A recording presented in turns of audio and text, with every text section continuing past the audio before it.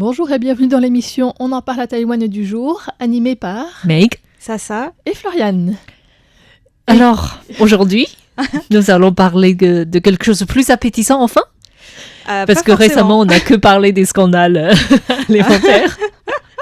Et là, cette semaine, est-ce que ça va mieux ou pas vraiment en fait? Je pense que ça dépend des sujets, quoi. Je crois que Floriane, c'est assez appétissant, n'est-ce pas?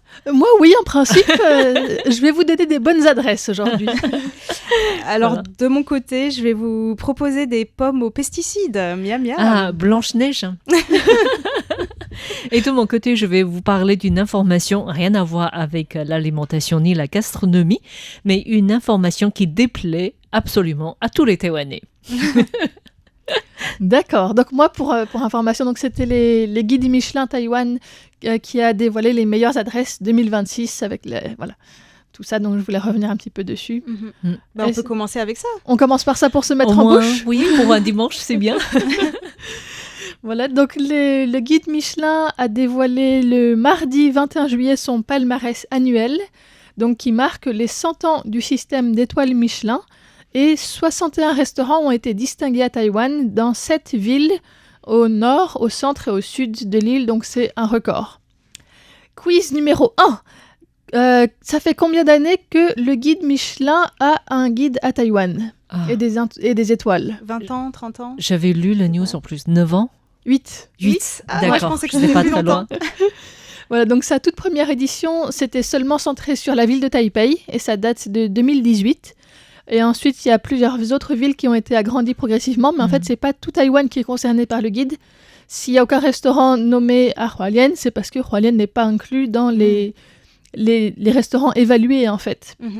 C'est Donc, bien, on a des objectifs à faire pour l'avenir. Voilà. Donc Taichung a été ajouté en 2020, puis Tainan et Kaohsiung en 2022, et le nouveau Taipei, le comté et la ville de Hsinchu l'an dernier seulement. Donc ça fait encore à peu près la moitié peut-être de Taïwan qui est maintenant inclus dedans, mais vraiment pas tout.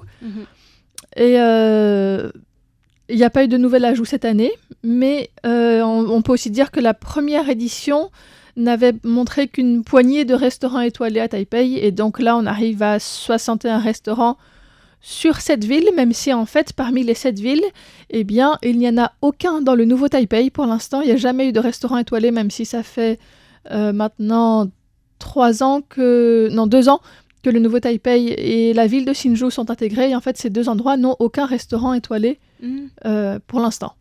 Donc il faudra voir si l'année prochaine peut-être il y en aura. C'est assez étrange dans le sens où le nouveau Taipei est vraiment très peuplé en fait, en termes d'habitants. Et en fait, 47 de ces 61 restaurants se trouvent à Taipei. Et il y en a 6 à Taichung et 6 à Kaohsiung. Donc c'est vraiment très localisé à Taipei en fait. Si on commence par les restaurants 3 étoiles, combien est-ce qu'il y en a? Je sais la réponse. Ça n'a pas changé de l'année Non, ça a pas dernière et de changé. celle d'avant? C'est les 3 en fait, qui sont toujours les mêmes en fait. Ouais, c'est ça. Donc c'est Le Palais, Taïroir et JL Studio. Et en fait, Le Palais, c'est le seul à avoir ces 3 étoiles en continu depuis la première année jusqu'à maintenant. Les 2 autres, ça fait 4 ans consécutifs qu'ils ont 3 étoiles, donc c'est aussi super. Le palais est célèbre pour le canard laqué, c'est ça? J'ai l'impression de voir les photos toujours avec un canard laqué. Oui. Ouais. Ensuite, on peut aussi noter le fait qu'il y ait 9 étoiles vertes, donc des distinctions pour la gastronomie durable, avec 7 établissements qui conservent leur distinction et 2 nouveaux restaurants qui font leur entrée. Un qui s'appelle Sur, avec un petit tiret, et l'autre Udao. Et Udao crée vraiment la surprise cette année parce qu'il a décroché simultanément sa première étoile verte, sa première étoile Michelin et le prix de l'ouverture de l'année. Et il est à Tainan, et c'est aussi le premier restaurant étoilé de Tainan. Donc il a accumulé les distinctions. C'est très rare qu'un restaurant remporte 3 distinctions la même année, en fait. Oui. Et en fait, je me suis amusée à regarder un peu la liste des restaurants avec des étoiles vertes, parce que ça comprend certains restaurants végétariens. Et du coup, ça m'a intriguée. Et j'ai regardé les prix. Ça m'a vraiment surpris, en fait. Dans quel sens ? Dans quel sens ? Dans le sens où, pour un repas, généralement, ils proposent des menus en entier, en fait, et ça va dans les 4 000 et 5 000 $ taïwanais par personne. Donc, c'est vraiment pas une restauration quotidienne, en fait, on pourrait dire. Non, c'est pas du bon marché. Il y a notamment je voulais en parler un peu plus tard, mais Thomas Tien, qui est basé à Kaohsiung, qui est un Taïwanais qui a fait sa formation en France et qui met un point d'honneur à se fournir localement. Donc là, c'était vraiment souligné dans le sens où même si ça vient d'un peu trop loin, même quand c'est Taïwan quand même, ou si c'est pas de saison, il va pas vouloir utiliser ces ingrédients. Et il a un restaurant juste sur le port, et donc c'est vraiment au plus près de la mer, parce qu'il met beaucoup les produits de la mer aussi en valeur. Donc voilà, c'était intéressant de voir. J'ai l'impression que c'est un mélange de gastronomie aussi. Il utilise les techniques culinaires en fait qu'on trouve dans la cuisine occidentale parce qu'il est formé en France, mais avec des saveurs locales.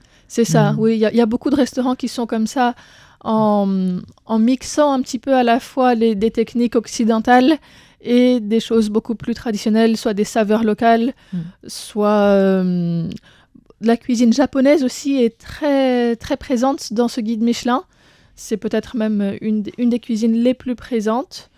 Mais il y a de plus en plus d'ingrédients locaux qui sont mis en valeur. Et c'était aussi le thème choisi par le directeur international du guide Michelin, Gwendal Poulnenek, pour cette édition. Et donc, il a vu des chefs qui transforment des produits très locaux et très populaires, comme le poisson-lait, le chemouyu, ou bien l'ayu, la gelée de ayu,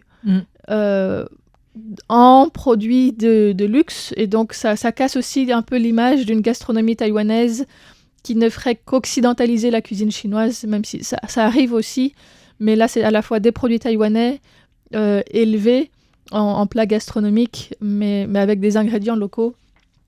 Voilà. Il y a aussi cette année plusieurs vieilles maisons traditionnelles qui ont été récompensées, même si ça faisait très longtemps qu'elles étaient vues. Mais le guide Michelin avait plutôt favorisé des restaurants de style de cuisine chinoise revisités à l'occidental. Et là, cette année, il y a des maisons qui sont très établies, qui ont décroché leur première étoile. Donc ça, ils étaient contents aussi de cette évolution.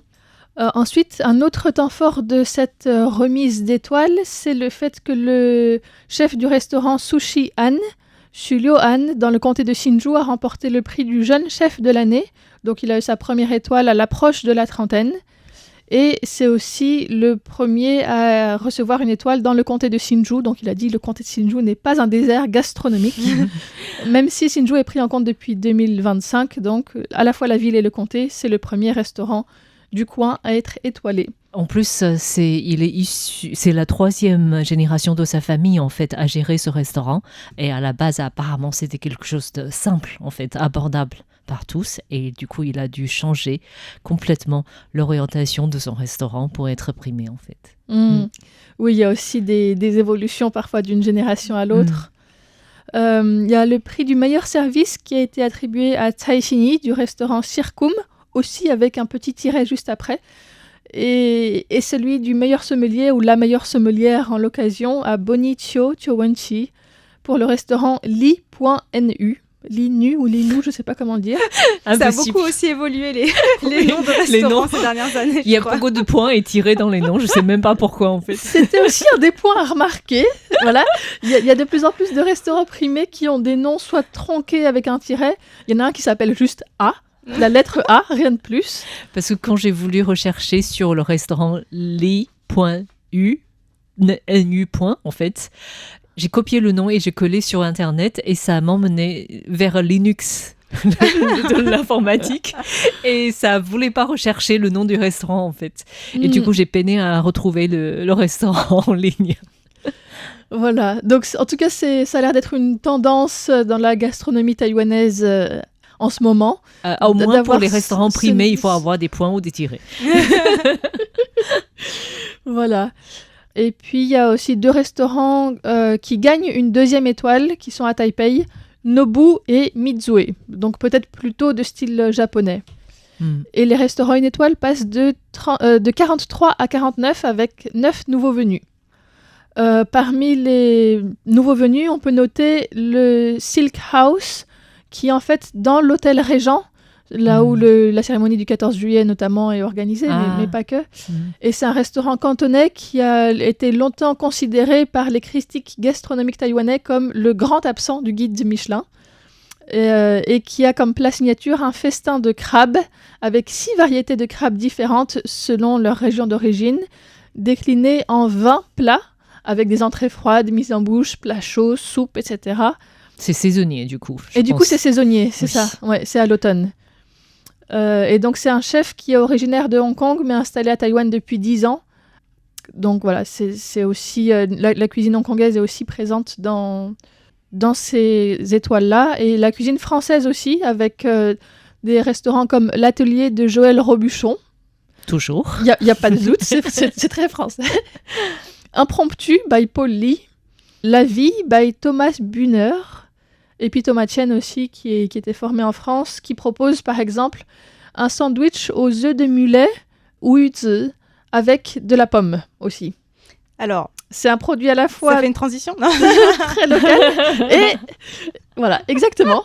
Donc voilà un petit peu pour vous donner une idée des restaurants étoilés. Et on n'a pas évoqué le Bib Gourmand, qui sont des restaurants avec un bon rapport qualité-prix, mais ça sera peut-être pour une autre émission. Et puis on avait déjà fait un article aussi sur notre site, donc si vous voulez aller voir, les détails, plus là-dessus. Voilà. Et puis à propos d'étoiles, je voulais juste signaler que Alain Ducasse, que vous connaissez tous, j'imagine nos auditeurs, un des chefs français les plus étoilés, vient d'ouvrir une boutique de chocolat et de glace ce vendredi à Taipei. Donc c'est pareil, il faut fermer les yeux quand on achète en ce qui concerne le prix, mais d'ailleurs on peut aussi fermer les yeux quand on déguste parce que c'est très bon. Forcément délicieux. Bon, et est-ce qu'ils ont des goûts à la pomme? Eh bien non. Pas des pommes traitées en tout cas. Ils ont d'autres goûts. Mais justement, je vais vous parler de l'assouplissement des règles contre les pesticides dans les pommes à Taïwan, le lien éventuel avec le commerce international et en faisant un petit détour par la France, actualité oblige. Donc à la mi-juillet, le ministre de la Santé, Shi Zhongliang, a défendu sa décision d'assouplir les règles contre les résidus d'insecticides et de pesticides dans les pommes. Oui, vous avez bien entendu, c'est le ministre de la Santé. Alors, dans les détails, la quantité maximale autorisée de résidus de phenpropratrine dans les pommes à Taïwan est passée donc récemment de 0,5 à 3 ppm. C'est un agent neurotoxique qui agit sur le système nerveux des insectes en provoquant leur paralysie et leur mort. Et le ministre affirme que sa décision est basée sur une évaluation scientifique rigoureuse et sur la demande domestique. Donc, il a rappelé que le taux résiduel autorisé pour ce produit était de 2 ppm au Japon et de 3 en Corée du Sud, de 5 aux États-Unis. Donc la nouvelle norme de Taïwan, qui est de 3, est désormais plus proche de celle de ces pays. Mais pas de celle de France, qui est de 0. D'accord. Alors, le ministre a aussi nié les affirmations de certaines personnes selon lesquelles cette modification serait le fruit de pression américaine pour permettre l'importation de pommes et qu'elle s'inscrirait dans le cadre de l'accord commercial réciproque avec les États-Unis, signé en février, mais dont, à ma connaissance, on n'a pas les détails de ce qu'il implique, notamment pour l'agriculture, puisqu'il y a eu des péripéties aux États-Unis sur les droits de douane de Trump, remis en cause par la justice, etc. Rien n'est définitif pour l'instant, en tout cas. Et on doit aussi préciser que Taïwan, considérant ses conditions climatiques, on dépend largement de l'importation pour les pommes, dont des pommes du Japon, de la Nouvelle-Zélande et des États-Unis, en fait, c'est les principales sources. Oui. C'est vrai que je vois rarement des pommes taïwanaises, mais elles sont celles que je voyais, elles étaient toutes petites et elles étaient vachement meilleures. Oui. En tout cas, Shi Zhongliang, le ministre, a précisé que la modification de cette norme pour les pommes faisait partie d'une série de révisions plus larges des limites maximales de résidus de pesticides annoncées en janvier et publiées en avril, couvrant 174 produits, dont 120 produits domestiques et 54 produits importés. Il faut noter aussi qu'à cette époque, plusieurs voix de la société civile avaient déjà émis l'hypothèse que ce serait en lien avec l'accord Taïwan-États-Unis, vu le timing. En tout cas, la décision du ministère de la Santé a fait l'objet de critiques, notamment de la maire de Taichung, qui est du parti d'opposition, et qui a fait remarquer que la norme initiale était en place depuis de nombreuses années pour des raisons de santé publique. Et elle a suggéré que cette décision unilatérale s'expliquerait par donc des pressions extérieures. Alors, je pense que je ne suis pas la seule, mais tout ça m'a bien sûr fait penser à la loi du plomb pour la réintroduction en France de 2 herbicides et insecticides à base de néonicotinoïdes qui étaient utilisés contre la mouche de la betterave et le charançon de la noisette. Et donc, ces néonicotinoïdes, l'acétamipride et la flupiradifurone, Bravo. tuent les abeilles. Tuent les abeilles qui sont pourtant très importantes dans l'agriculture grâce à la pollinisation, en fait, c'est la base. Et ces produits ont évidemment aussi des conséquences toxiques pour la santé humaine, et c'est la raison pour laquelle ça avait été interdit en 2018.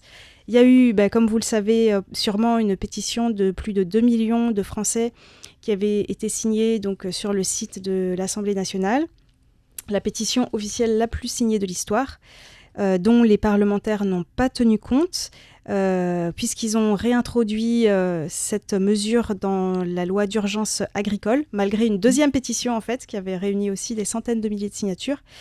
Et donc, cette loi qui vient d'être adoptée par l'Assemblée nationale et qui a tout de suite été évidemment critiquée par de nombreuses organisations de la société civile, mais aussi des chercheurs comme le spécialiste des sols Marc-André Sellos, qui estime que cette loi favorise un modèle productiviste qui est déjà à bout de souffle, qu'elle accélère la disparition des paysans et que ça ne résoudra pas leurs problèmes de faibles revenus qui conduit à de nombreux suicides et au non-renouvellement des générations. Et ils estiment aussi que cette loi ne résoudra pas non plus les problèmes liés au changement climatique ni à la dégradation des sols et à la biodiversité, bien sûr, si on réintroduit des pesticides. Et ça ne va pas non plus dans le sens de la santé des consommateurs.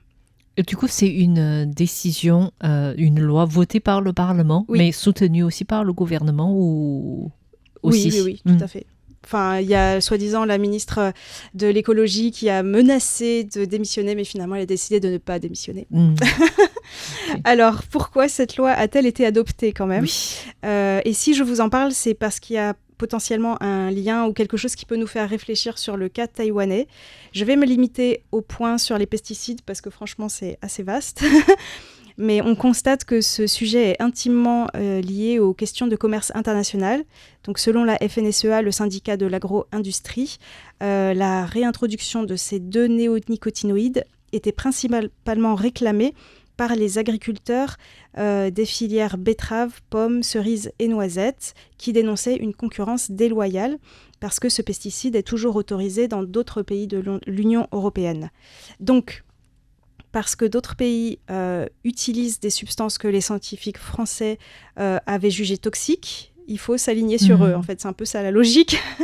Ou alors, c'est que les néonicotinoïdes sont tout d'un coup plus toxiques. Bon, ça, c'est c'est assez le monde peu probable. Marche sur la tête. Donc, vous avez bien compris, il s'agit d'un nivellement par le bas, en fait. Et c'est là qu'est le problème. Par exemple, les produits alimentaires importés sont censés répondre aux normes européennes, mais sur le papier, parce que dans la réalité, de nombreux rapports font état que, par exemple, le poulet ukrainien, mais ça peut être aussi le cas pour d'autres produits ou d'autres pays. Donc ce poulet est boosté aux antibiotiques qui sont interdits en Europe, élevé dans des conditions qui ne respectent pas le bien-être animal, sans compter le salaire très bas des gens qui travaillent dans cette filière.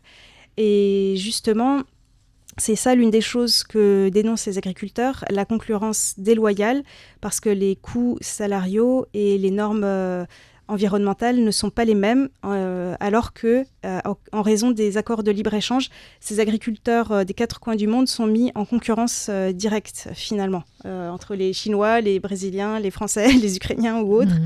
Et donc, quand la FNSEA parle de l'importance de cette loi pour la souveraineté alimentaire, ce qu'elle veut dire, c'est que grâce à l'acétamipride, les producteurs de noisettes français seront plus compétitifs par rapport aux autres pays qui l'utilisent aussi.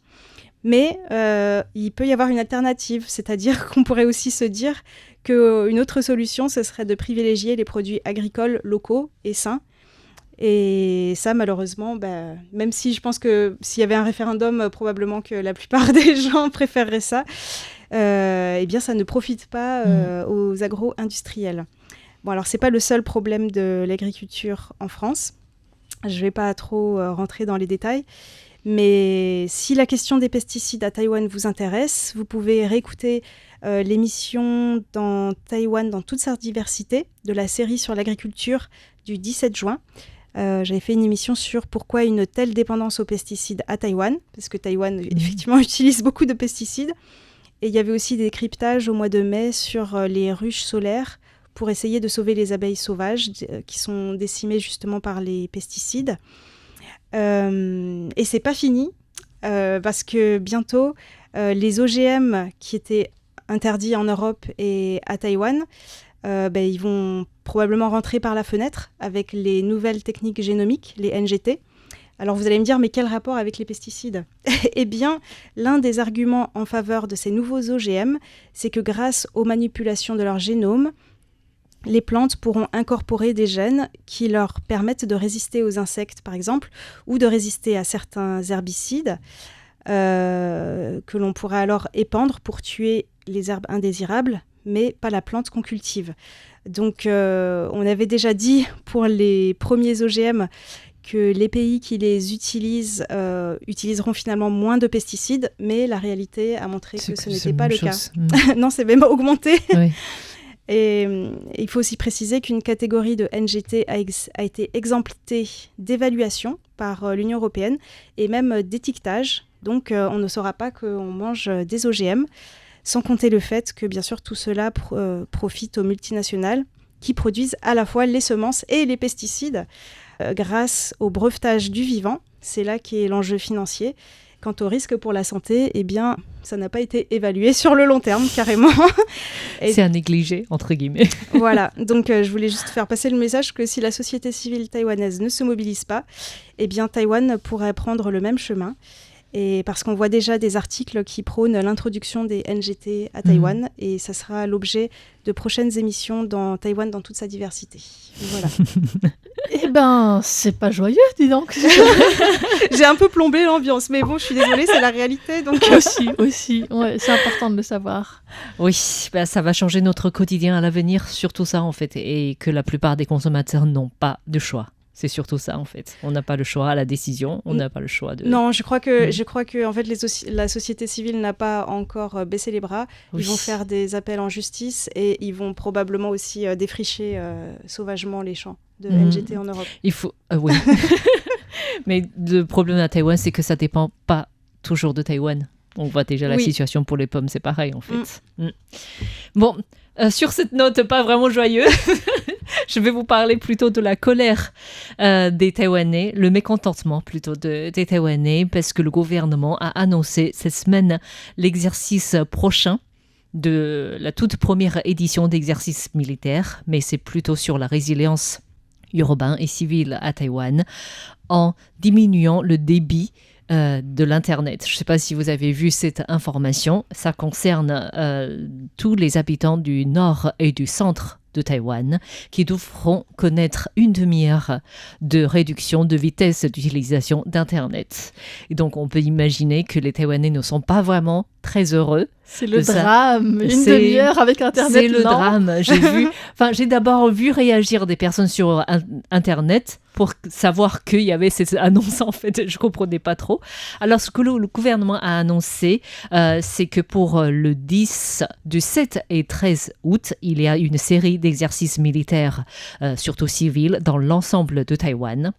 Et sur 2 jours, de l'après-midi, le 10 et le 13, il y aura une réduction de débit de l'Internet. Le 10 de 14h30 à 15h pour le centre de l'île et le 13 de 14h30 à 15h pour le nord de l'île.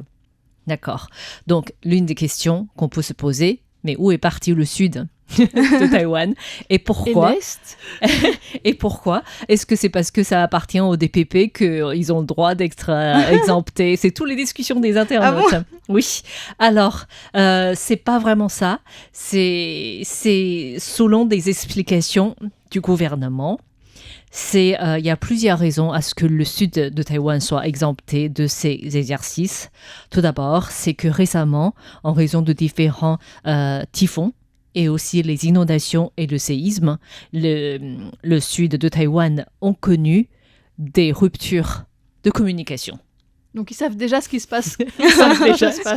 Ils n'ont pas besoin de faire des exercices de plus. Ils savent là où ça marche. Ils l'ont déjà eu, quoi. Ils ont déjà eu. Et en plus, ça c'est quelque chose le plus difficile à comprendre, c'est que je disais tout à l'heure qu'il s'agissait d'un exercice général de l'ensemble de Taïwan qui va du 7 au 13 août. Et pour le sud de Taïwan, l'exercice est prévu pour le 7 août de 10h à 10h30. Donc, à la différence du nord et du centre, où c'est prévu pour l'après-midi, pour le sud, c'est prévu pour le matin. Donc, on ne peut pas, couper l'Internet. C'est pas vraiment couper, en fait. On ne peut pas réduire la vitesse d'Internet le matin. Pourquoi ? À cause de la bourse. Parce que c'est les heures de transaction boursière. Donc, les Taïwanais vont risquer de connaître des pertes financières à cause de cela, donc c'est pas faisable. Donc ça, c'est une explication fournie par la NCC, la Communication nationale. Donc, de toute évidence, selon les agents de sécurité nationale, on privilégie le centre et le nord de Taïwan parce que ça regroupe déjà 73% de population taïwanaise et l'utilisation de l'Internet en général. Donc, ça couvre déjà pas mal de populations. Alors, l'objectif de cet exercice, c'est de garantir le bon fonctionnement des canaux de communication en cas d'urgence. Ça comprend aussi les catastrophes naturelles et la capacité de mobiliser des ressources, de vérifier l'efficacité globale de la réponse des autorités dans un environnement de communication restreint. Et pour le ministère de la Défense, le ministre Guo Lixiong a également expliqué qu'il s'agissait de tester les capacités de commandement, de contrôle de l'armée nationale dans des situations spécifiques.